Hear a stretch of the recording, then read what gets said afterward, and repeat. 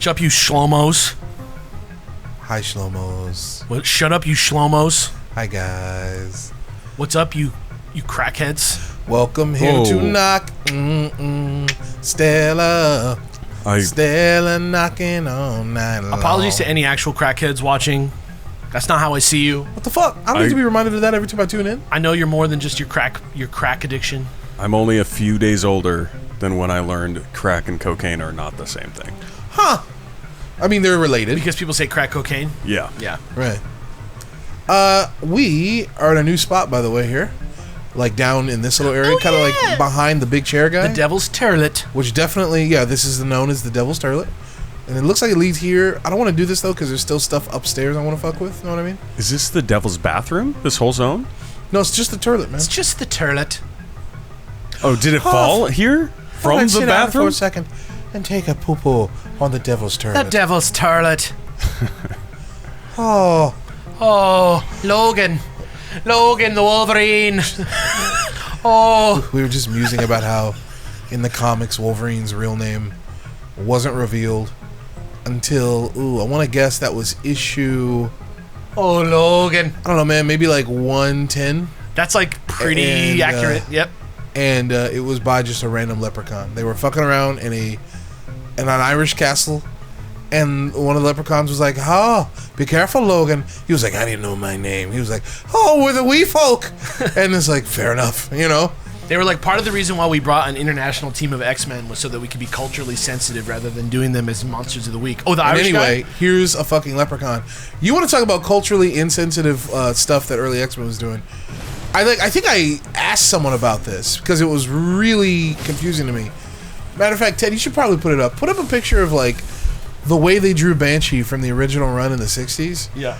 His face. Yeah. It looks like the Incredible Hulk. He looks like an Archie character. Like he looks inhuman. Yeah, he looks in like the face. He looks like he has like a little bit of ethnic features drawn on. You know what it looks like? It looks like a piece of racial propaganda. Yeah.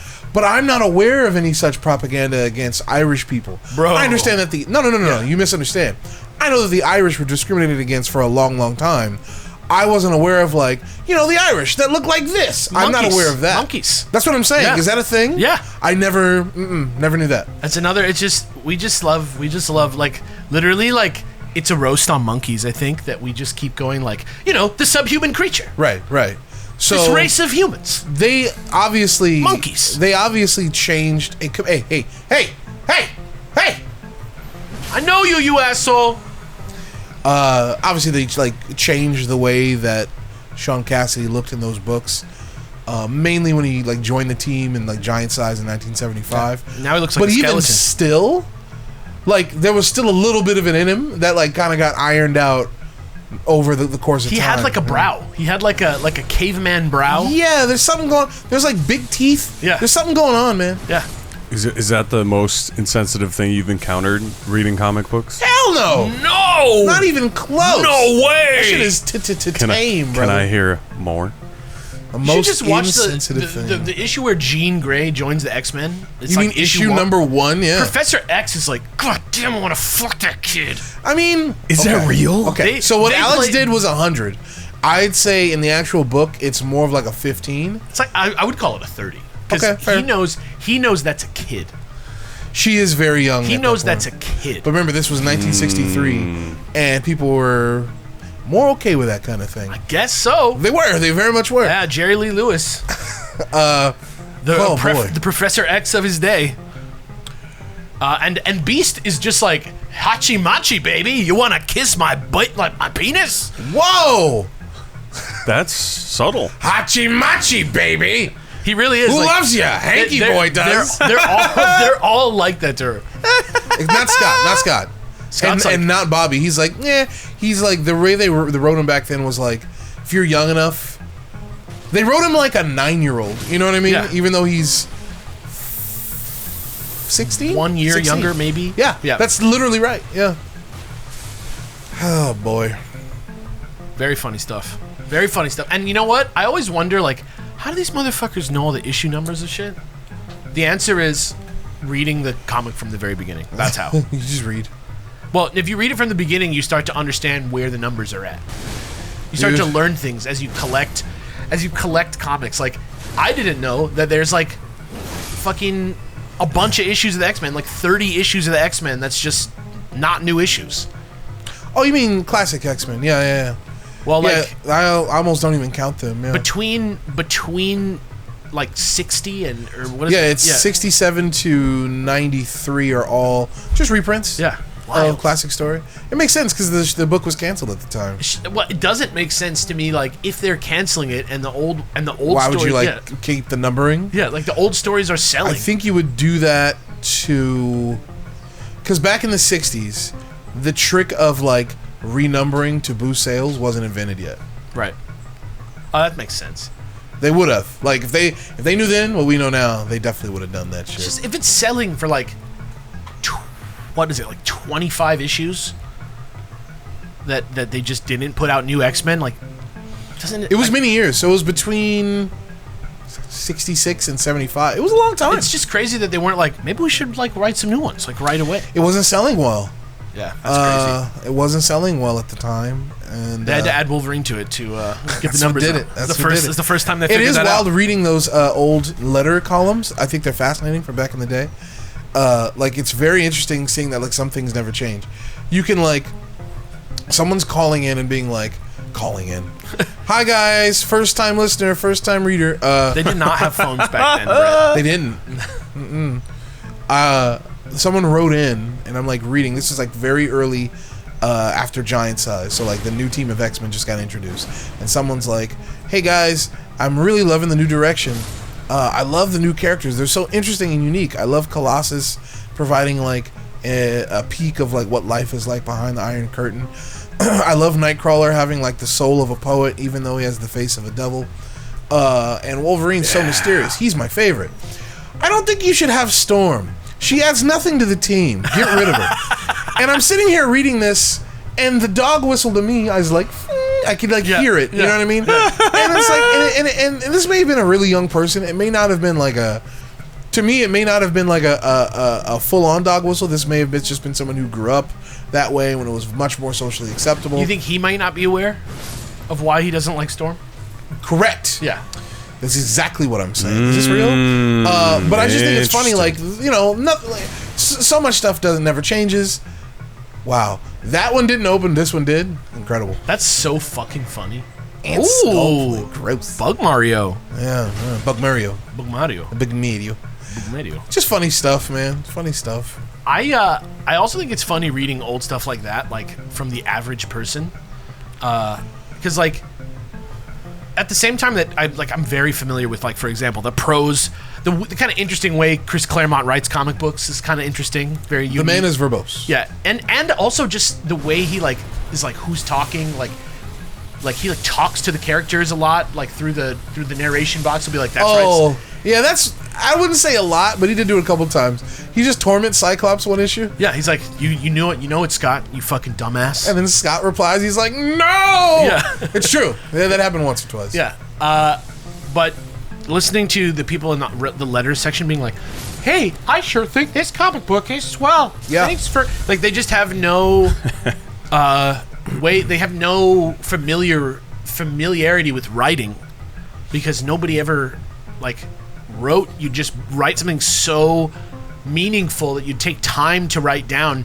Writing was not ephemeral at the time, so everybody sounded like the president when they'd write. I see what you're saying. You're saying the colloquialisms at the time were much more formal. Yeah, and it's like the tone maybe more coherent as well. Like the tone of a birthday card from your grandma. Everything. Hey man, I'm gonna go on record. I prefer it. I prefer specificity. I prefer clarity. I prefer respect. You know what I mean? I mean, I wish everyone actually just had like the whip crack prose of like a seasoned writer that perfectly captured their essence and personality. But barring that, I'll take the grandma birthday card thing. Is this a cocaine room? It feels like a cocaine room. It's a crack room. What? Easily confused. Like writing letters to each other. What was that? Woo! Did you see the golden? All right, just give me a second. Just give me a second, fellas. Guys, guys. Stab. Stab. Hello? Okay, so Hello? Mark. Golden Slam not working out. Golden menu! Sorry, guys. I interrupted somebody. I don't even remember. It was if Ted. it was, He was saying... Oh, I was just saying the age of like correspondence via letter writing is nice. That being said, I don't want to write letters, but I do. But like, that is nice to like send your friend a letter and get a letter back. And Wrote like, homework. stuff like that. Write your friend a letter. That's a good one. Here's the thing: we still do kind of live in that age because, like, we write, think about it. With the telephone, writing to your friend became less popular, like way less popular. Right. The advent of texting, it became way more popular, but it's, of course, texting. And it's so easy to do now that it's not an event. Right. If you're going to write your friend a letter, how are you going to do that? Once a week? Once a month, maybe? So when you do it, you put some effort into it. Yeah. Texting your friend, you do that shit all the time, so it's like, Yeah. Mostly outside. when I'm drunk. You know what I mean? I would say, in terms of actually being capable of communicating with people through writing, I think people today are probably better at it. Yeah, the literacy rate definitely higher. Well, for sure. literacy, but also just like the average person is better at writing thoughts through words. It's just that it's heinous. I don't know what you mean by There's better. like everybody can like communicate complex ideas easily and quickly using slang or whatever words they're comfortable with today. Like through text, you can like have a meaningful conversation. It's not even as gauche to break up with someone over text as it was 10 years ago, right? But That's fair. But You're That's saying fair. more types of conversations are socially acceptable to have and people are via just correspondence. and people are Is just that the point more- you're making? Well, no, but people Okay. are more capable of expressing their thoughts today than they have ever been. I don't know if I agree with that, but I'm listening. I think it's true, but I think like also style has never been style and like actual proficiency with language has never been with the breadth of language that there is out there to use is never been lower. I think. I don't like. I think this writing is is the intriguing. worst. Writing is the worst it's ever been, and people use it more pragmatically and in their everyday life more than ever. I think I understand the distinction you're making. Yeah. I think I do. I do. I do feel like more and more words are just swallowing up other words. Yeah, that happens. That's not new. It No. happens. I think what makes me, I've said this many times before, probably on this show even, so at the risk of sounding like a broken record, what makes me the saddest is when people dismiss that, or even worse, make a virtue out of that phenomenon. I understand that like language can like naturally blunt itself, or in the process of changing over time, certain words just become old-fashioned, not really used much anymore. But me, like as hello, somehow we have four, right? As a fan of language, I love when language gets sharper. So it's always sad to me when like as you said, language gets like more basic and blunt and less specific. When the meaning of certain words swallow others and we lose words. When people just let it happen because they go, it's natural, and I go, like it doesn't have to be. You know what I mean? Yeah. I think the solution is to write yourself more. Like I think that's the way to do it. But like, if you really want to destroy yourself, are you aware that there is like an uptick in books right now? Like books are in. Really? I don't know what that means. There's like a TikTok like zone that is like the book people now, and it's causing people to purchase printed words on paper more. That's cool. However, book TikTok is psycho. What does that mean? BookTok? Somebody, I watched a clip of somebody showing a page of a book and being like, all right, let me show you something. And it's like beautiful prose of somebody talking about like a feast and people sitting down at the table. And somebody's like, you could have just wrote, they sat down. I don't need all this. I just skip pages and pages of these books where people write all this descriptive shit. So just literary anti-intellectualism? Yeah, give me the plot. Yeah, just stay off TikTok, guys. That's the lesson of the story. It made my brain break. Yeah, I don't even want to talk about it anymore. It made my brain break. Whoa. Hey, I I'm will- the big man on campus. I will suffer the trenches for y'all. It's funny. Are you saying you will go on TikTok? He's like, I love it. It's the only one I use. Snapchat and TikTok. Because like, I'm not asking you to do that, man. In fact, I implore you, do yourself a favor, stay off. No, I like it. Okay, man. No, I like it. No. I do. Okay. I genuinely do. Okay, be careful is all I'm saying. I'm just worried about you, that's all. Instagram, I hate. TikTok, I'll get like world events and shit. I really do. I understand that. TikTok I like because I get whatever news I want to get. Like whatever I believe to be true, I get news of It's that. like the news that I real want to see. news. Yeah. No, but Real news. But I'm saying on TikTok, I can get real news that says whatever I want it to say. Right, like not just real news, but like the real news. Yeah. Like the really real news. Yeah, the my realest- news. yeah. My news. I'm fucking with you, Ted. Yeah. That being said, you trying to like highlight a virtue of TikTok being like, I can get my news from there, and I'm like, nigga, That's like my dad being like, "Did you know that Abe Lincoln has an AI clone in 2024?" I'm just saying, it gets a lot of flack, yeah, but I don't think it's as bad as people paint it out to be. I am not shitting on TikTok. I'm just It's still bad. I mean, it's social media. But I'm not shitting on TikTok. I'm just saying I'm giving you the same suggestion that I would give anyone who's like, I don't really drink. I like to drink a lot of soda, and I go, okay, just be careful. That's it. That's all I'm doing. Oh yeah. That's all I'm doing. Oh yeah. Yeah, TikTok. Just be careful. TikTok does exactly what it says on the tin. It's good at being TikTok. You know what I mean? Yeah. Whoa. But Did any of you hear that, by the way? that ball landing behind you, Yeah. I think culturally it's very damaging. Really? Yeah. But Like all social media. more. I You think it's more. That's me. Like I'm on Ted on that one. I think it's. I think Social media. by design, TikTok is like accelerating the pace with which people have no context. But it doesn't really bother me that much. Red Ghost Glove. Wait, how does Space Ghost theme song go? Not Coast to Coast. It goes patreon.com/superbeardbros. That's weird because I don't remember that.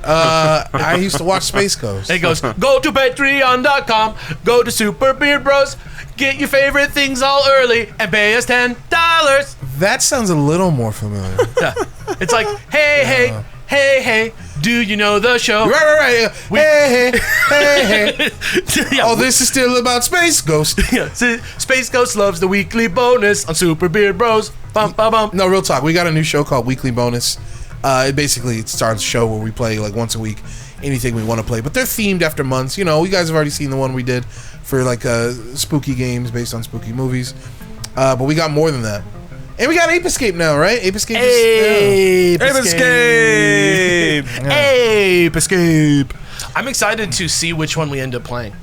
I'm excited to see which version ends up working for us. I know we're going to be playing it. So yeah, feel free. Like all that stuff is there and more on Patreon.com. So that's Super Beard Bros.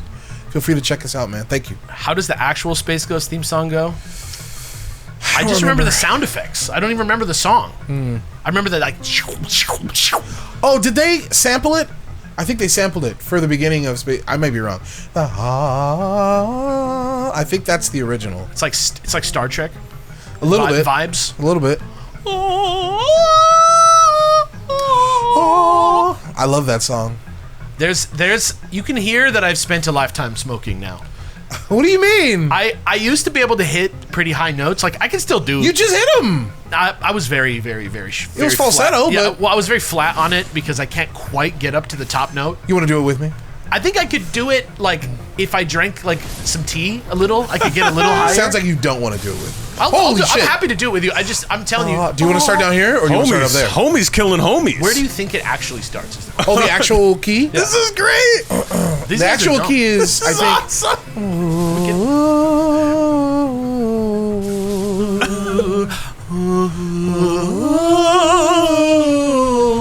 It seems that's low. nice.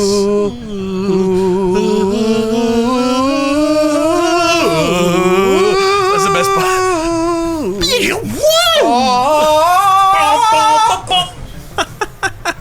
And there's a ball here. What the fuck? Does it also just have keep the coming. vibraphone? Oh yeah, get shocked, baby. Get shocked. One more. Whoa! Ah! Dude, that does damage. Hey. This Dude, is you're like a representation of someone who would like describe the game not knowing what it is. You just fight like puddles and the balls. That's Just a all bunch you of do. Metal VR bullshit. Remember those very first CG videotapes that used to come out that were showing the power of computer graphics? Yeah. You know what texture mapping is? That's basically Elden Ring.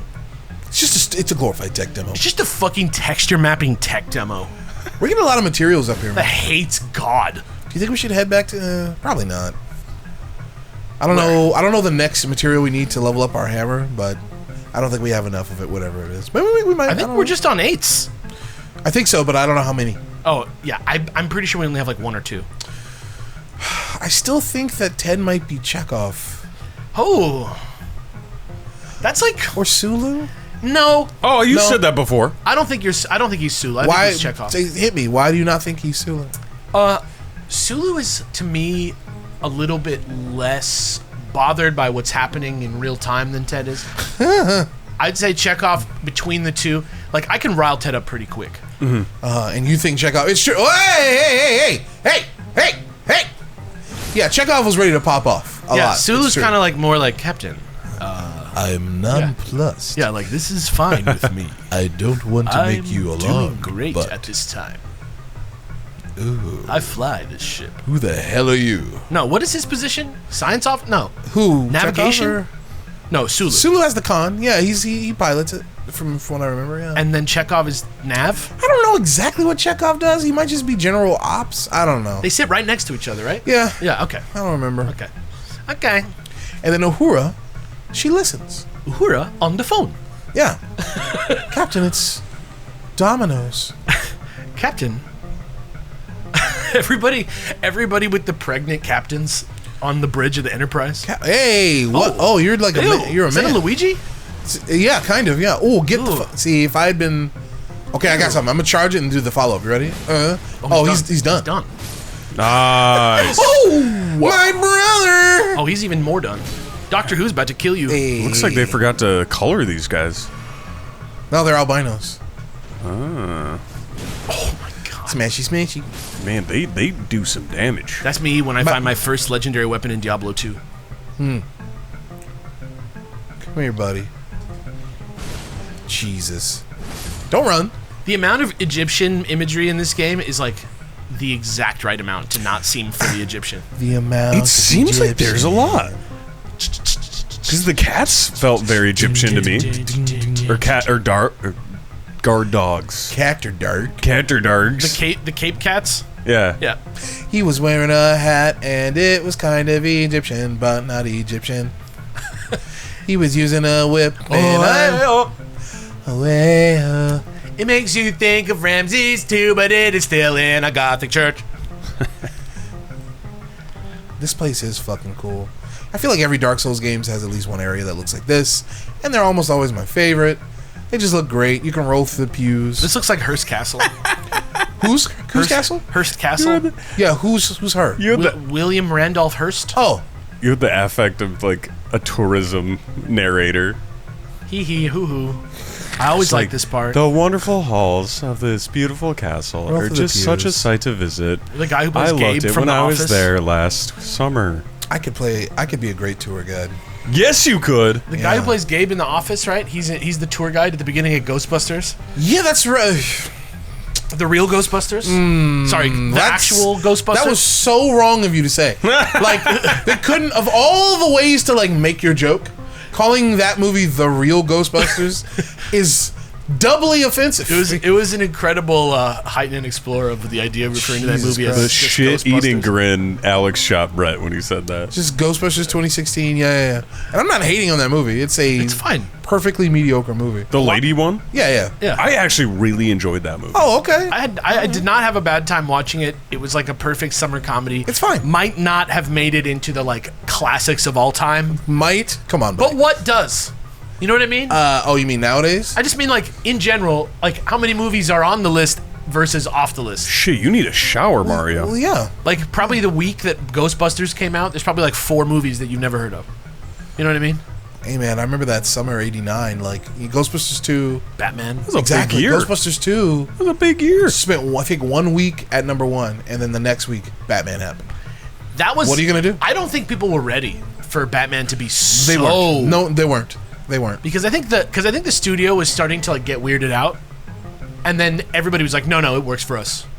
Which honestly, I'm surprised. I'm actually surprised at America for getting behind that Batman like vision. Like, I love it, and I think it's awesome, and I would never change those movies, but the fact that that's what they went with to like bring a movie about Batman to America at that time is crazy. It was a pioneer in a lot of ways, man.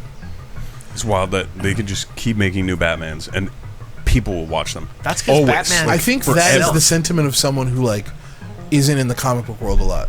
Like people tell me all the time, like, so do you think this new Batman is like an alternate universe from like the Batman animated series? And I go, no, man, it's just a different take on Batman. Just like in comics, there's constantly new takes from new creators all the time. Mm-hmm. They're not all necessarily narratively linked by some sort of multiverse. It's just like there's 15 Batmans on the rack every fucking week. That's what, like, but more specifically, some of them have nothing to do with each other, and it's just artistic license. Sometimes the fucking Ninja Turtles are in there. Sometimes fucking Deputy Dog is in there. You never know. We've pretty much explored a lot of Noxtella, like almost all of it. It feels like Batman's trending, like you can feel it in your Twitter sense. In my Twitter sense, yeah. Hold on. It also grosses me out. Like more mature. People like adults like Batman. Like I feel like they're trending, gearing towards older generations with new Batman. I think that might be because there've been a lot of there have been and there continue to be a lot of kid Batman stuff. I just don't think it's on your radar. Like the Batman show, Brave and the Bold. I understand I'm like recognizing some stuff that's not exactly more recent. I guess I'm speaking more specifically out for the movies. I see. So as far as the movies go, I feel like they've always been more adult. Like really? maybe yeah. Okay. Well, I would say certainly the Batman is the most overtly like not mature. Like not for children specifically. Is that right? I'd have to watch it again. It has like a lot of gore and it's pretty surprisingly it's gritty, scary. Yeah, I'd be down to watch it again. If you got 4 hours or whatever. But yeah, I think Batman's dark. Most of those movies are dark. Not all, but most. The thing I want to say about Batman, like the multiverse thing that you brought up earlier, being like, is this a different universe than animated series? Right. That's like a business. It's gross that something so delicious, like, I feel I'm even more grossed out by multiverse than I am about zombies. What happened? Oh. Like, zombies became, like, the only thing for a while. You're talking about it becoming passe? Yeah, like, it became, like, companies learned, we just put zombies in it, and it gets popular. And I was, like, I loved zombies. You know what I mean? I love those guys! I still love zombie stuff that I loved. You know what I mean? But I got so, like, it got so played out. And now multiverse stuff, I'm like, when I was in college team and we were doing our little bits and we were like coming up with the college team style that was like a little bit more like pop culture-y and we were like taking like writerly license with our improv a lot more. Like the idea of multiverse and timelines and all that was so earnest and fun and satisfying. And now it just feels like shackles. Yeah, the public became aware of it. It feels like shackles, like everything has to connect, even if it's not connected now. Yeah, narrative obligation, I think, is how a lot of people feel. Because, I don't know, I think it's an assumption that a lot of people make. You'll get somebody being like, I want to get into Daredevil. What do I have to read? And it's like, first of all, you know this isn't your job, right, little homie? Like, you don't have to do anything. And it's like, yeah, but I really like him and I want to know what stories I have to read. It's like, you keep saying that. Like, you don't have to read anything. And I feel like that language that is so prevalent is really telling of the underlining... The problem. The underlining misconceptions about how these stories work. It's unfortunate, man. It's crazy to imagine that, like, a kid today, right? Like, I could imagine somebody who's like 25... going to the grocery store and like magically there's comics again, right? So let's just say that's a thing. Sure. Like a well-stocked group, like comic section of the grocery store, and they see like Daredevil number 85, and they like look at it and they get too stressed out and put it down. 85. Yeah. Sir, do you have Daredevil number 1? You know, like. Yeah. Yeah, it doesn't work that way. That said, start with Kevin Smith. Next time on Beard Bros, we going down schmeh. Can we even level up? I don't fucking know. You have so much. I can't tell. Is this a lot? Where are we? We're in Alex's apartment. Los Angeles, California. Uh, Guys, where are we? This is not my room? Charlie from Lost. I'm gonna start doing strength again. I have no... it doesn't make me angry at all. Yeah. I have no feelings. Yeah. Next time on period. Why is our dude cracked out? What did I do and win? I think something happened. I think, Something, I think he took one hit real hard. Bags under his eyes are massive.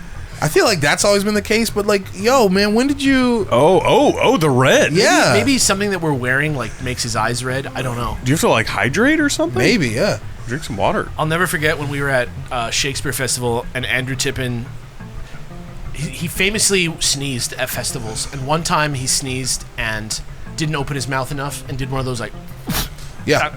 and popped a blood vessel in his eye. Oh shit! Crazy. So the moral of that story is just let the sneeze rock. Yeah. Christ. And then one time he was eating a Butterfinger, and he went and like cough laughed and shot like a bullet. like not a bullet, like a Shotgun blast? like a blast, like the Ghostbuster gun that is the green, like the blue Ghostbuster gun from the Ghostbuster game, The stasis beam. the one that like Oh, the fucking yeah. It was like it's that. a shotgun blast. Yeah, Yeah, it was that, but it was like Butterfinger crystals, and it went like into my hoodie threads. It was awful. Oh my god! But I just wanted to bring you guys all on that journey because the red eyes reminded me of it. So there you go. Next Shout outs time on Beard Bros, to Tippin's we're gonna tell darkest more. secrets. Next time, embarrassing stories about Andrew Tippin, right? We showed a picture of his mom on this show one time. God rest her soul. I'm sure she's fine. alive. She's alive. She's She's fine. doing She's great. fine. All right, thanks, guys. He fell down a hill one time. I felt real bad. Bye.